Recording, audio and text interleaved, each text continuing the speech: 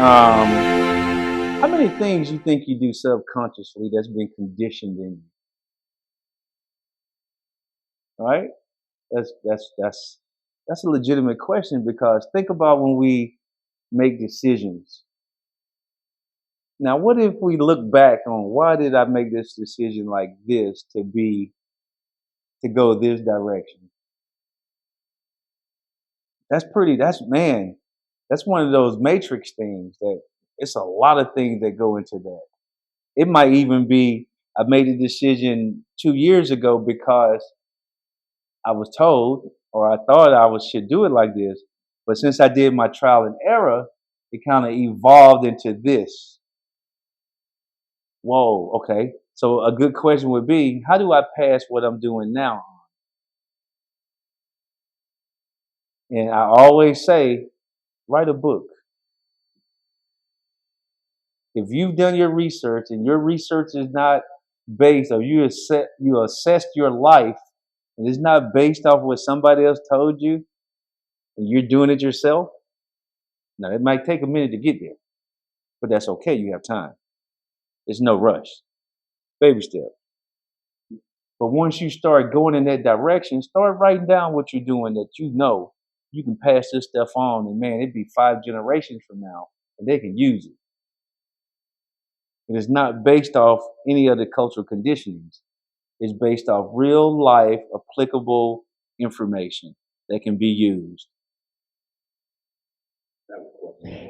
Yes, sir. What if that you don't do it for 5 years? Roll it down and look good for you, but that person you pass it on to, they don't have no strength. And they're society with it now for 5 years. So what do you do? I would say that's the conversational things you have with the person that you're passing it on to. And not stay don't stay clenched to what was successful. Make it help talk with that person and make it applicable to their life's path. Because they have an individual life path, their own bubble, right? And those conversations you have with them, it'll help you shape it and it'll help them take it. I say, okay, you know what, Dad, or big bro, or cuz, check this out. Oh, this is what I'm doing, because you got to get them to be open and have that conversation. And why? You don't have a lot of unconstructive conversations. And that'll make a person say, oh, this is a good resource to talk to, because they just not talking about stuff. They're talking about real things we can use. And that would be a good thing to do right there. It kind of helps find, it's almost like that pinpointed mentorship for that specific thing or person. So it grew you in 5 years. Mm-hmm. You became a great leader, a great teacher. Mm-hmm. And you're trying to let that person know this is what give you that head start, later step. Okay.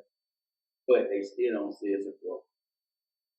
Well, they don't see you as a trusted agent. They don't see you as somebody they need to listen to. They might have other people or other distractions that's more important at that point in their life. But since you're good, time will pass. Trial and error will pass. And boy, they're going to remember. Like, this is a good resource. So let me stop what I'm doing, because the trial and error has only shown failure or error. So I'm going to go to him, say, hey, now what was that you were talking about? So is it worth breaking your bubble? Say again? Is it worth, let me say, weakening your bubble? Go back to that same person and come back and realize that you was teaching them before? Well, you don't have to know. Don't you ever break your bubble. You just keep doing what you do. And they're going to hear it and see it. Don't break it, because that's you. Right. So don't break yourself. Just keep beating that drum. Boom, boom, boom. And at some point, they say, hey, man, let me stop, because I'm not winning. And if I want to win, I got somebody that would give me their energy freely. And that's you. Yeah. Can I answer your question? Yeah. I also want this kind of piggyback something you said about the fact. Mm-hmm. When you take it from a person or take it from it's out of yourself. I mean, how do you help that person strengthen that after you pull it away from you? Like you said with your son. Mm-hmm. It took a minute to get right. and he finally got it right. Yeah. So in the process, how do you help him, or do you help him to get his bubble with you? Yeah. So good question. In helping someone get there and start understanding why their bubble is so important, you have to give them nutrients. You do it by sight. They see you doing the things, and when you're talking to them, they say, "Okay, well, man, it must be working because it's working for them." Right? You keep giving them those nuggets. You keep giving it to them, and then at some point, they're gonna get it.